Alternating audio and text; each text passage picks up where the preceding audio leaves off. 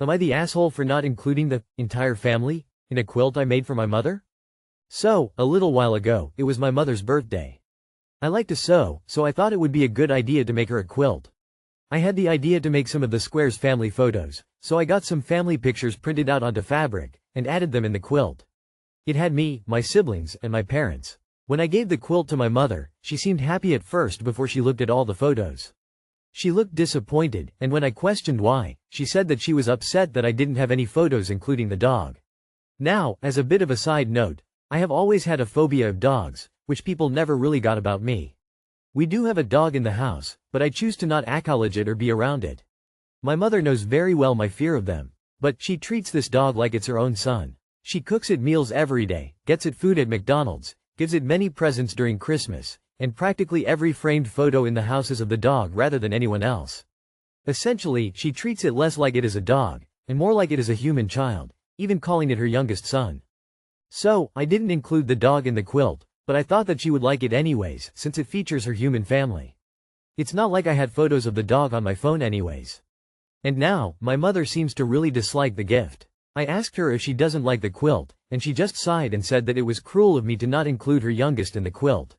I feel bad. Since I am moving away soon, I wanted to give her a nice handmade gift, since I've never done that before, but she seems so disappointed with it. I thought the photos I picked out were nice. Some were recent, but most of them were from many years ago, before they even got the dog. My dad is telling me that it is perfectly fine that I didn't include the dog, and that the quilt is still very nice, but my brother seems angry with me, saying that I can't just leave out family memebers in a family-themed quilt. It's been around a week since that happened, and my mom has never once used or even touched the quilt. I looked and found that she put it under her bed. I feel sad, but also guilty. I feel like a major jerk, since I just wanted to make her happy. My mother has also been a bit more distant with me as well, so I'm scared that our relationship will be affected by this. Edit. I feel like I should clarify some things. Looking through the replies, I see most people saying that I am the aw. People seem to think that I deliberately left out the dog to upset my mother, and that I should have been more mindful of her feelings since this is a gift for her. She's had the dog for around 6 years now, and has mentioned quite a few times that she values dog lives over human children's lives. She also mentioned that in the case of a house fire, she would save the dog first, then go back in to save her children. I've had this dog phobia since I was a kid, and it hasn't gotten better since the dog has been in the house. I'm not allowed to go to therapy either, so I was left with no resources to help me with this fear. It was especially bad since whenever I leave my room, my mother or brother would try to get the dog to chase and bark at me, since they think it's funny. They still do that to this day. But back to the quilt situation, my mother has framed photos all around the house of her dog. She has maybe 2 photos of her human children, but around 12 photos of the dog. When making the quilt, yes, I did purposely exclude the dog. I did this partly because I felt that there was already enough photos of the dog in the house, and partly because I wanted to give her something to remind her of her human children. The vast majority of the photos I chose were ones taken when me and my siblings were young children, so before they even got the dog. And no, I hate that I have to even say this, I don't harm dogs or wish harm upon dogs like some of you seem to think. Edit 2. Shortly after I woke up this morning, I went to try and grab the quilt from under the bed in order to take some photos of it, but I couldn't find it. I asked my dad if he knew where it was, but he was just as clueless as me. We searched a lot of the house, but couldn't find it. I'll update again if I find out what happened to it. Edit 3. I went outside and checked the trash bin. I found the quilt there slightly hidden under some other trash. I took it out of the trash, and tried to clean it up the best I could. It's now hidden in my room. I'm not really sure what to do with it now. Not the asshole. Take back the quilt you made with loving hands that she doesn't appreciate and move out. I'm one of those people who considers her cats, her fur kids. And I'll say this, you are absolutely not the asshole. FFs, your mother is ridiculous to reject such a thoughtful handmade gift just because there's no photo of her dog on it. Geesh, 5 minutes in the house and it'll probably have dog hair on it, so problem solved, the dog is included. Face with rolling eyes. Not the asshole. Is your mother always this unappreciative and dismissive of your love and thoughtfulness? Is it always all about her? Focus your efforts on people who truly care about you and appreciate you. It sounds like your mother isn't one of them. It was cruel of me to not include her youngest in the quilt. It's a fucking dog. Bloody hell. Not the asshole. Not the asshole. You can't please someone who is determined not to be pleased. I quilt. Some people are handmade worthy, others aren't. I would buy her a frame for her favorite child and take the quilt back. Am I the asshole for telling my mom she'll regret picking her husband over her children? I, 23F, and my husband, 22M, moved in with my mom over the summer to help my mom with her bills and to help take care of my 3 younger siblings.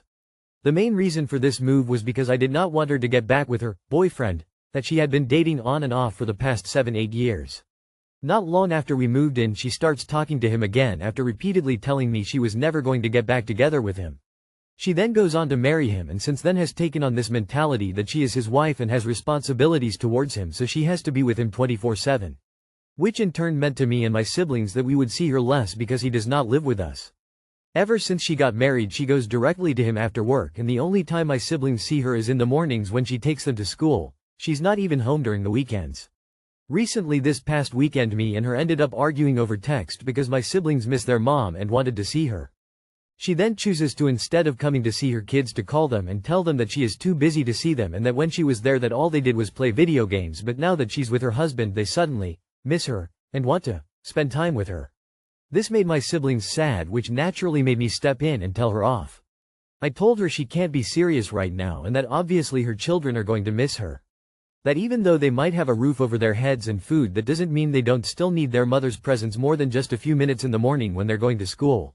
I told her she can't seriously be picking a man that has literally shown he does not care about her over her children who do love her.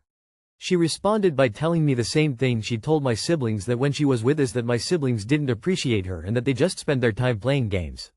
I'm like, be so for real? You're resenting them as if they're not literally children. Where's that energy with that man that has literally done nothing good for us? She's like, oh, so I'm a bad mom. Okay, that's fine, you'll regret your words one day. She then hangs up on me and refuses my calls and texts my sister telling her she's not going to talk to me. So I texted her and told her the one that's going to regret her words is you, and you'll be sorry for picking a man over your children. The day you learn to not put a man on a pedestal is the day you'll get your blessings. It's a serious mental problem to be so attached to a man. That I love her, but I know she's not okay by doing what she's doing. She's now no longer talking to me and only contacts my siblings. Am I the asshole, or was this a reality check my mom needed? Edit. Since I didn't include their ages in the original post, my siblings are 10M, 13M, and 15F. In case you're wondering my mom's age, she's 40 and her new husband is about 50-60s. I'm not entirely sure his exact age. Their dad is 38. For those wondering where their dad is, he is still in the picture, but he also has a new partner. He comes to visit them once or twice a week sometimes and buys them food and clothes. He is supposed to be giving my mom child support, but he's not always very timely about it. I also want to acknowledge my mom does contribute financially to them still. The only issue is she is not here physically with them as often as she should be. Not the asshole, and honestly, your mom needed to hear that. It sounds like you're stepping up in a situation where your mom is neglecting her responsibilities, and that's not fair to you or your siblings. Her excuse about your siblings not appreciating her because they play video games is honestly ridiculous. Kids play games. That doesn't mean they don't love or miss their mom.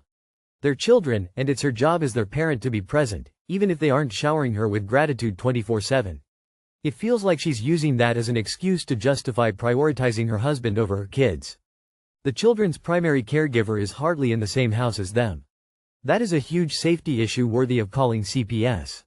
The primary caregiver is the one who's supposed to have all the kids' medical info in the event of an emergency. If your mom has physically, mentally, and emotionally abandoned these kids while giving you no legal authority to act as their guardian, those kids are in danger. Not the asshole, but stop enabling her. Report her to CPS.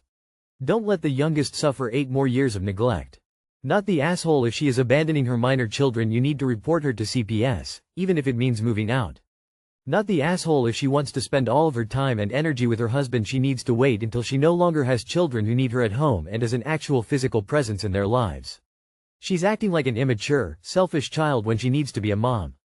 Not the asshole. She's a horrible parent. Making up such stupid excuses to whether her kids care or not about her means she has a guilty conscience, and she knows perfectly good that her decision is very bad.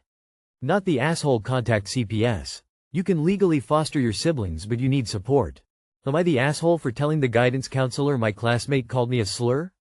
I, 17F, have a music class with 2 sophomore girls, both 15 female, named Addison and Hazel, fake names. Addison is a sweetheart and I swear she hung the moon. She's super kind and very creative, which I get along with. Hazel is very preppy and popular in her grade. For background, I'm bisexual and have been out for about 4 years now. Addison is also on the queer spectrum. Hazel is straight. Yesterday in class, we were tossing light-hearted insults back and forth, then mostly calling me old and me mostly calling them short. Hazel called me a dinosaur and I said, "Oh, I'm sorry, I can't hear you from all the way down there," with a small laugh. Hazel immediately shot back, "Well, at least I'm not a fucking FG god." With zero hesitation. I was gobsmacked, of course, but simply stopped talking to her. After class, one pulled her aside in the hall and said, I quote, "Hey, I understand some people are okay with being called that, but I personally have bad history with it. Please don't call me that again. I remember every word because I rehearsed it in my head all class." She said, "Oh, well, it's okay. I have the pass." I sorta scoffed and said, "Okay, who gave you the pass?" She said her best friend and I said, "Yeah, but I didn't. Please just don't call me that." She rolled her eyes and left. I wasn't going to really bring it up again. Being out for such a long time in the South, I've heard way worse. But after school, Addison sends me a text with a screenshot of a text from Hazel. This is the exact text word for word. This one girl got mad at me for saying FG God and said not to say it, and I said nobody getting affected cause of it, and she said me and I said I got the pass, so what? It's just a word, and she who gave you the pass, and I said that my best friend, and she said I'm not our best friend. Oh, I coulda said SM stuff, but I shut YP folded hands light skin tone folded hands light skin tone folded hands light skin tone. Bout up piss me off Ion like her no ways to hell. I'd like her the day it'd be a cold snowy day in hell. I honestly got pissed off at her for the sheer audacity, so I got on her Instagram and Snapchat story and collected all the shit she has said about gay people and people of color. I emailed it all to my guidance counselor. Today she got mad at me because apparently she had to sit out at practice today and she has detention. I told her I didn't care and it was her fault for talking shit. Am I the asshole? Not the asshole. I wonder if she would still feel entitled to a pass in a room full of our wonderful queer community.